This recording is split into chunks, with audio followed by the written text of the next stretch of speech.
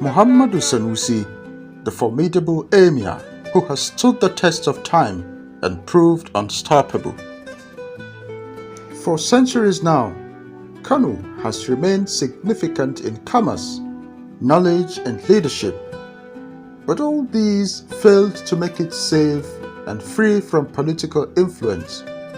In this video, we will examine this and what it means on Kano Emirates.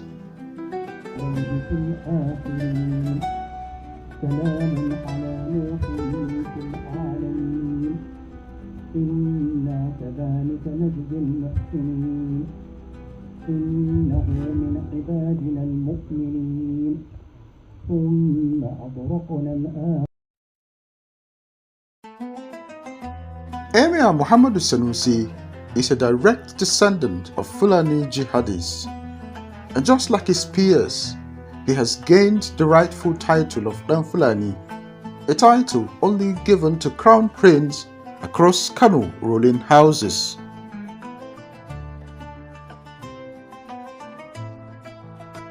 Emir Sanusi is not just a prince, but the grandson and namesake of the doubting Emir Muhammadu Sanusi I, from whom, of course, he got his doggedness, resilience, and irresistible desire to speak the truth, not minding who is involved, and no matter the consequences. It was a profound statement. We build overheads and underpasses for ourselves, we build skyscrapers, and we think we are developing. Meanwhile, people cannot come out from their village to go to hospital. Pregnant women cannot get antenatal care. There is no concern, there is no investment in emergency services. Just yesterday, 115 people died in Mokwa from floods. For all those who are saying, oh, we have to be careful before the country, before we get into a crisis, please wake up. We're living with banditry, with Boko Haram, and we are still saying that there will be a problem. What are we waiting for now? We are already there. Tracing back to the days he was at the peak of his banking career as CBN governor, Emir Muhammadu Sanusi was known for being fearless and daring. At a period, most people would be grossly submissive and loyal to superiors for personal gains. But instead, he chose to question and flag exploitive directives from a scrupulous superior without hesitation. It is in the interest of the central bank as an institution that we test this in a court of law. And we've tested many of the powers of the CBN in the last 4.5 years. So I'm happy we even have the opportunity to test this. We've tested the powers of the governor to remove CEOs, which was the beginning of my problem, removing bank CEOs. We've tested the powers to recapitalize banks. We've tested the powers to take over banks by AMCON. The courts have always ruled in our favor. I think it is time to test this power once and for all so that it does not happen again. He consistently changes the game by rebuilding confidence and trust through hard work, dedication, and revolutionary approach. NNPC has not been audited since 2005. Wow. Nobody talks about financial recklessness in NNPC. Since I became governor, I have constantly reduced operating costs and expenses in the central bank. I've increased operating surplus. I'll give you an example. The year before I became governor in 2008, the central bank contributed 8 billion naira, 8 billion to the federal budget. By 2012, I contributed 80 billion.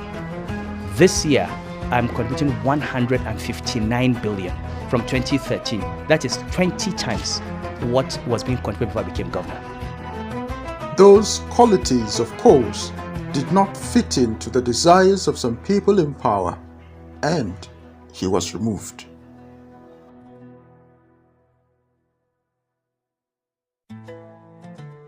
Let's begin with the breaking news. Scrolling right across your screen, the president has suspended the governor of the central bank, Sanusi Lamido Sanusi. President Goodluck Jonathan has ordered that Mallam Sanusi should hand over to the most senior deputy. This removal never slowed him down, nor was he compromised, because he made it clear of his conclusion to move on and not to turn back. Yet, he resolved to challenge the removal, so to set good precedents, likewise protect the banking institution and for deterrence against unjust power wielding. Are you not going to challenge your suspension? I will challenge, but I will challenge not because I want to go back. I will challenge because the whole idea of protecting the governor of the central bank is to preserve the independence of the institution. And if this is allowed to hold, then presidents know that if the central bank governor does what you don't like, all you have to do is write a letter and suspend him on any kind of charge. And we have to protect the institution. So I don't want to go back, but I want to make sure that the courts come. Emir Sanusi truly moved on, and in a dramatic turn of event, God made him the Emir of Kano to fulfill his lifetime ambition. As the 14th Emir of Kano, His Royal Highness Muhammadu Sanusi II brought in impactful reforms to the emirate, which did uplift the face of the state and greatly improved Kano's legacy as a star of African royalty. Everyone was shocked at his huge sense of forgiveness, embrace, and hospitality. His message was clear: never to revenge, but to forgive. Not to impress, but to impact. The verdict of the people, and everybody should rally around whoever wins the election and help him to build the country. And he's calling on people, or rather reminding them, that it is only God that gives power. And he prays whoever God gives this power, people will rally around him for the betterment of the country. As a true grandson of Muhammadu Sanusi I, Emir Sanusi II has no room for softness and no reason to compromise on truth, justice, and good consciousness. He stood his ground, maintained steadfastness even at the threat of removal.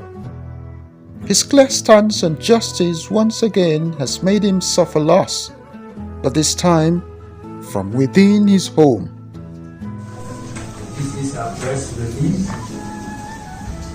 by the Kano State Executive Council, and I read. The Kano State Executive Council, under the chairmanship of His Excellency the Governor of Kano State, Dr. Abdullahi Umar Ganduje, OFR, has unanimously approved the immediate removal, dethronement of the Emir of Kano Emirate, Muhammadu Sanusi II. The Emir of Kano is in total disrespect lawful instructions from the office of the state governor and other local authorities, including his persistent refusal to attend official meetings and the programs organized by the government. The natural gift of strength and resilience in Emir Muhammadu Sanusi never fails.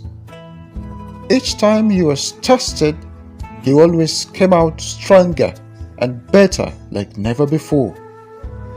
He may be removed as Emir, but God made him a leading spiritual figure in Africa, as he became the Khalifa of Tijaniya Muslim Brotherhood in Nigeria.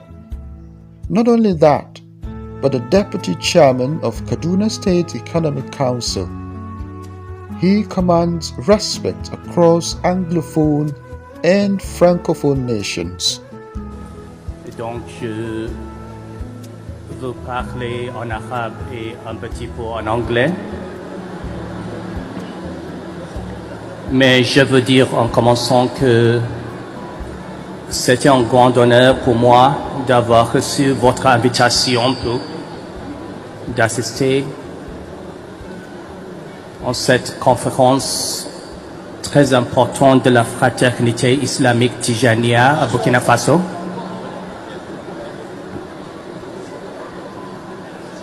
Et je veux dire aussi que la majorité des citoyens africains sont fiers à vous et à votre gouvernement et votre...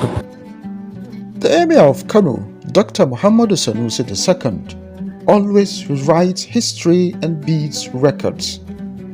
He has made a huge return into the ancestral Gidandabu as a reinstated 14th Emir of Kano from Fulani dynasty.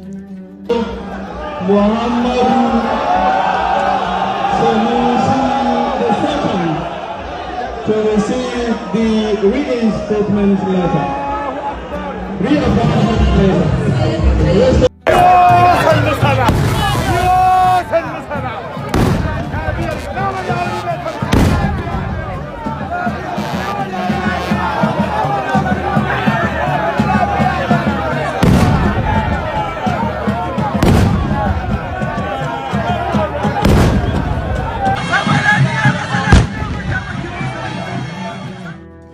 No doubt, Emir Sanusi is charismatic and enjoys tremendous respect and admiration from all corners. His legacy continues as daunting leader who stands willing to sacrifice his position, no matter how high, for truth, justice, and good conscience.